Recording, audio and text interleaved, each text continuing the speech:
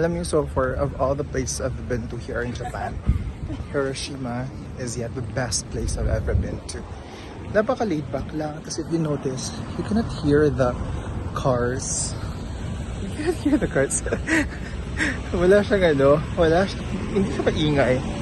And then, there's like parks everywhere. Ang ganda na dito, napaka-peaceful.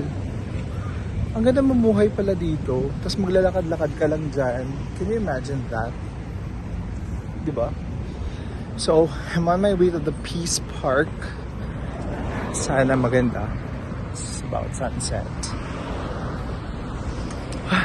Pero ang init niya, guys. Hindi siya joke. So, let's see ano pang meron dito. Di ba ang ganda? Para ka nasa ibang bansa. Kaloka.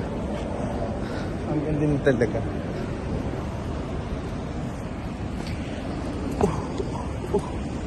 Oh, ayun. So, it's just here on Peace Park. Tingnan niyo. Look.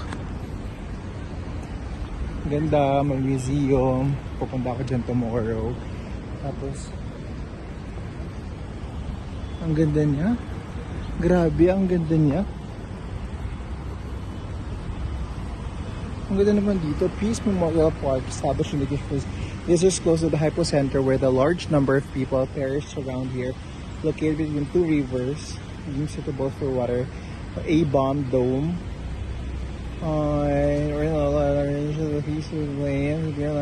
Fountain of prayers and Alright, here we go.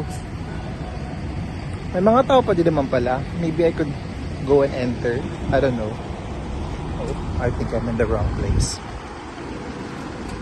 Hold on down. Okay.